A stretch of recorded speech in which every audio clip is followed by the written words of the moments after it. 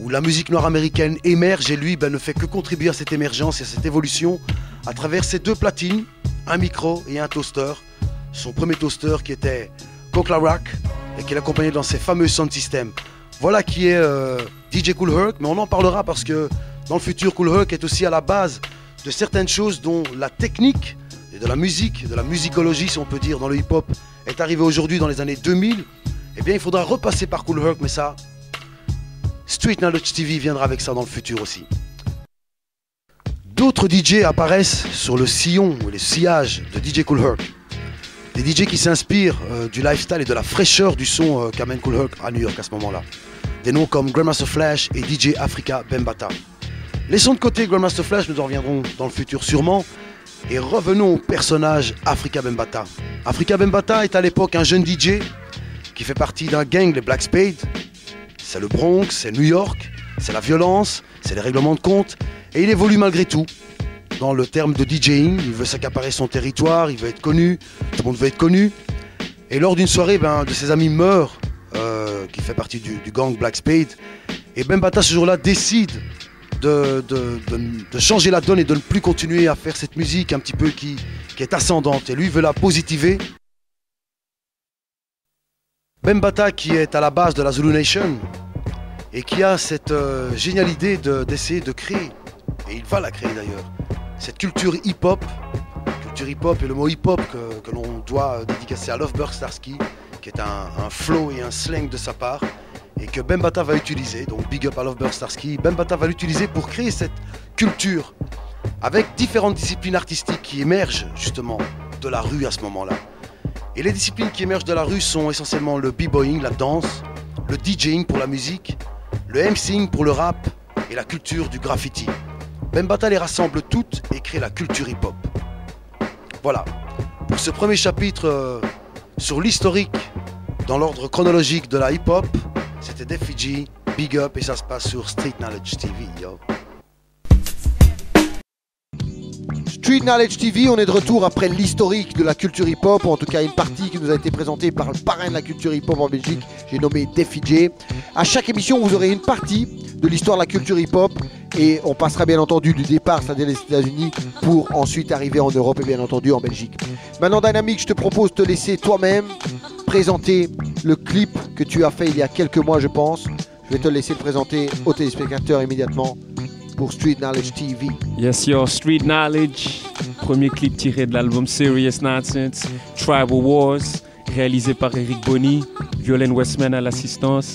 C'est parti, Tribal Wars. Street Knowledge TV, c'est maintenant, c'est tout de suite, Dynamic.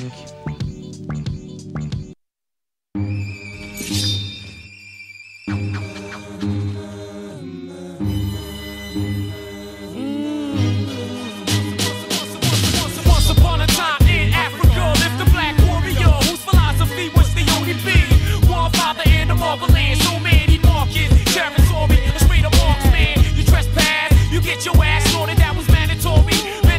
No song for a small black warrior. See, Superwood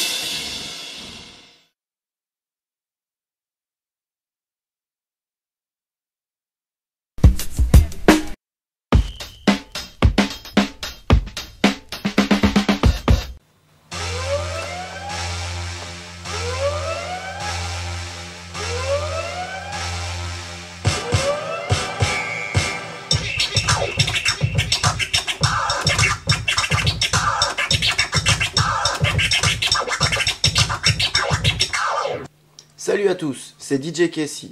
Bienvenue dans ce premier tutoriel DJ de Street Knowledge. Aujourd'hui, on va voir comment mixer deux morceaux ensemble. Comme vous voyez, j'ai deux platines et une table de mixage. Le curseur ici qu'on appelle crossfader me sert, si je le mets à gauche, à n'entendre que la platine de gauche, à droite que la platine de droite. Si je le mets au milieu, j'entendrai les deux en même temps. J'ai choisi deux morceaux. Le premier, ce sera celui-ci.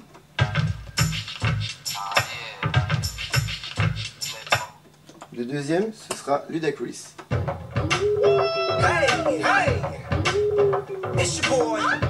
Dans le mix, il y a un truc qui est très important, c'est le choix des morceaux.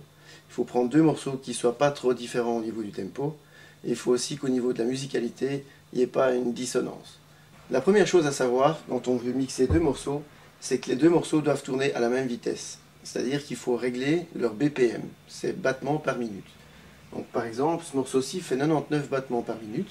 Et comment est-ce qu'on compte les battements? On les compte au niveau des percussions du morceau. C'est-à-dire, il y a le kick et le snare. Donc ça c'est 1, 2, 3, 4, etc. 1, 2, 3, 4. Ça c'est le tempo du morceau. C'est comme ça qu'on doit le compter. Ok, t'es prêt? Check ça.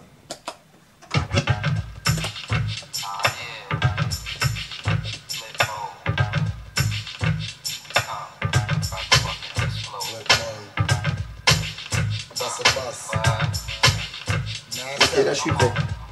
J'ai synchronisé tous mes kicks, tous mes snares, c'est bon. Ok, maintenant que tout est bien réglé, je suis prêt, on peut y aller.